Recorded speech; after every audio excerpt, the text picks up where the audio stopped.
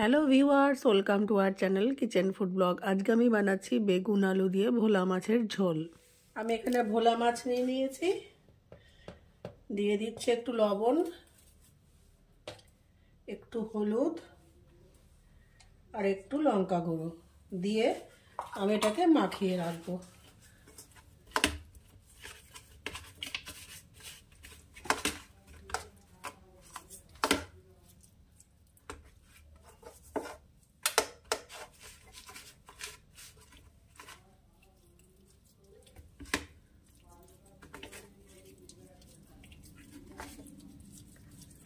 এভাবে ভালো করে আমি মাখিয়ে এটা রেখে দেবো। আমি একটা কড়াই নিয়ে নিয়েছি, দিয়ে দেবো রিফাইন্ড অয়েল। এটা আপনারা সর্ষের তেলেও করতে পারেন, সর্ষের তেলেও এই রান্নাটা ভালো হয়। কড়াইতে তেল গরম হয়ে গেছে, আমি এগুলো এবার মাছগুলো ভাজার জন্য দিয়ে দেব।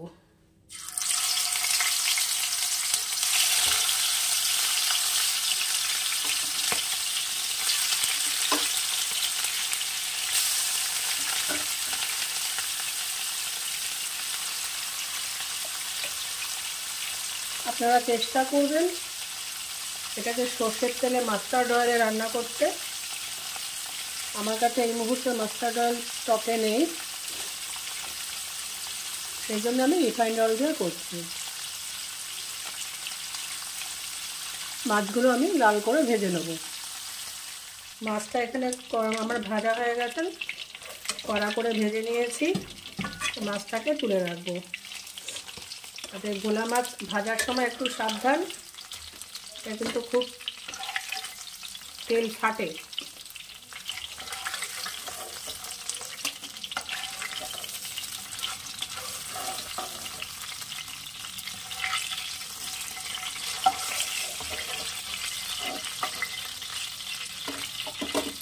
আচ্ছা, এবার এই তেলেই আমি ভেজে নেব কেটে রাখা আলু।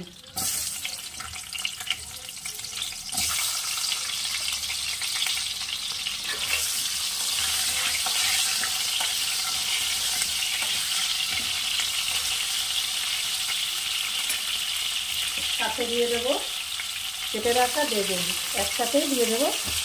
টাইম সেভিং, আপনার যদি সময় থাকে আলু ভেজে নিয়ে বেগুনটা ভাজতে পারেন। আমি তাড়াতাড়ি প্রসেসটা দেখানোর জন্য একসাথে আলু আর বেগুন দিয়ে দিলাম।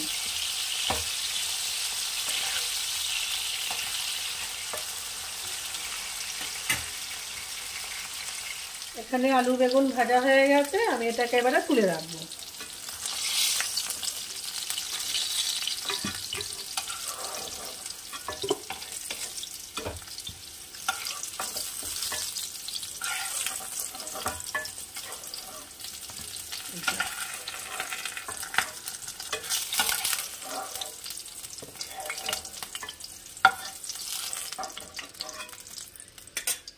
আমি এখানে একটা বাটি নিয়ে নিয়েছি, দিয়ে দেবো 1 চামচ জিরা গুঁড়ো।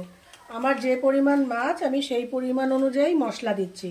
আপনাদের মাছের পরিমাণ বেশি হলে আপনারা মশলার পরিমাণ সেই অনুযায়ী বাড়িয়ে দেবেন। 1/4 টিএসপি হলুদ গুঁড়ো, হাফ টিবিএসপি নুন লবণ, হাফ টিবিএসপি দিলাম হলুদ।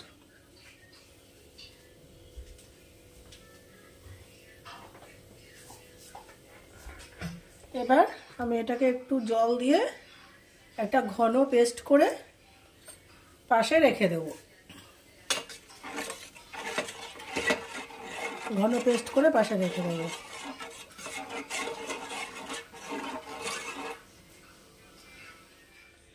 এবার ওই যে তেলে মাছ ভেজেছি সেই তেলে দিয়ে দেব হাফ পেঁয়াজ।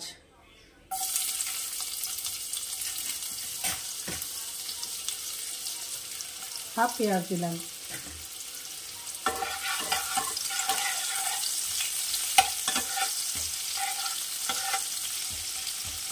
পেঁয়াজ একটু লাল করে ভাজা হবে।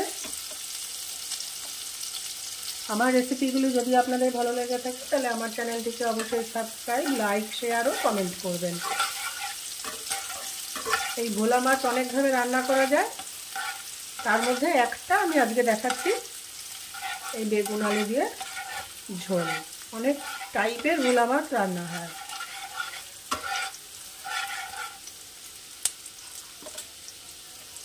এইবারে দিয়ে দেবো যে পেস্টটা আমি করে রেখেছিলাম, সেই পেস্টটা দিয়ে দেবো।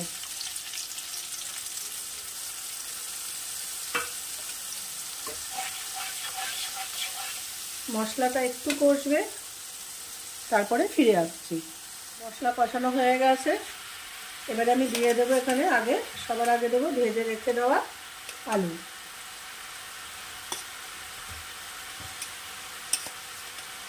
আলু দিয়ে আমি কিছুক্ষণ নাড়াচাড়া করব।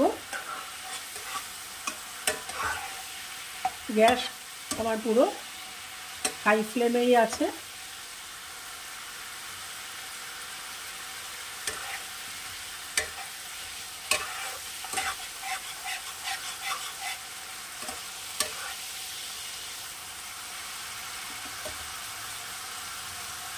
আপনারা যদি একটু বেশি ঝাল খেতে পছন্দ করেন, এখানে একটা কি দুটো ঝাল অনুযায়ী আপনারা আপনাদের স্বাদ অনুযায়ী কাঁচা লঙ্কা অ্যাড করতে পারেন।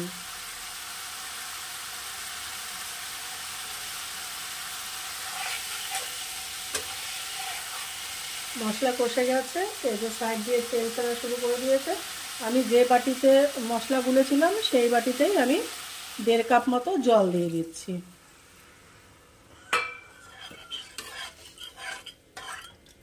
এবার এই ঝোলটা ফুটে উঠবে। এখানে ঝোল ফুটে উঠেছে, আমি দিয়ে দেব ভেজে রাখা মাছগুলো।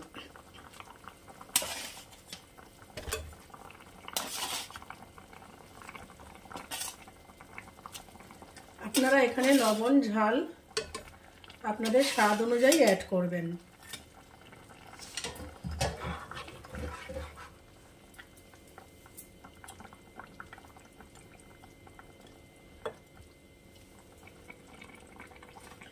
এবারে দিয়ে দেব ভেজে রাখা বেগুনগুলো।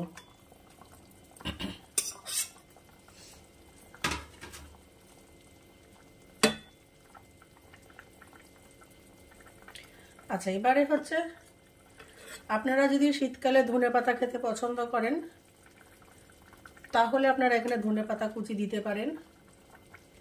আবার কেউ যদি ধনেপাতা খেতে পছন্দ না করেন, ধনেপাতা দেবেন না, একটু গরম মশলা দেবেন।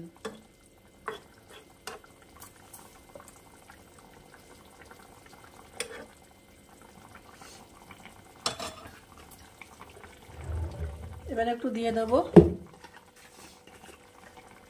1/4 টিএসপি একটু চিনি।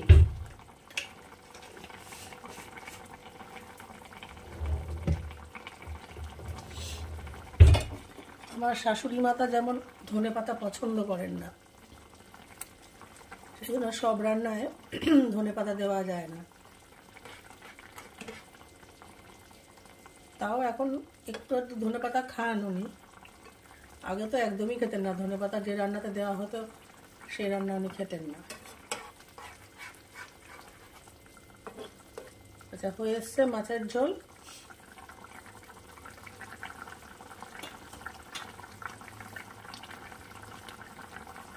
আমার এখানে ঝাল লবণ সব ঠিক আছে, সেই জন্য ঝাল লবণ আমি এখানে অ্যাড করলাম না। আপনাদের দরকার হলে আপনারা এখানে কাঁচা লঙ্কা অ্যাড করতে পারেন।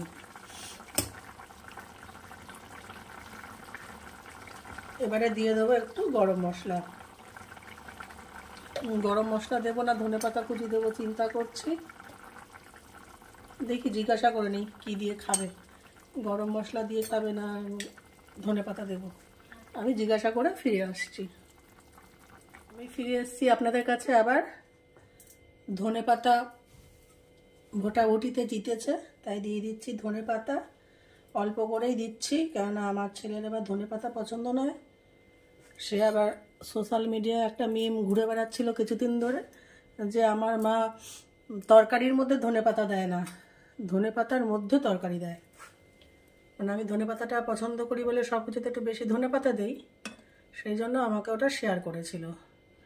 ওটা নাকি সোশ্যাল মিডিয়ায় খুব ঘুরে বেড়াচ্ছে, যে শীতকালে মায়েরা নাকি ধনে পাতার মধ্যে তরকারি দেয়,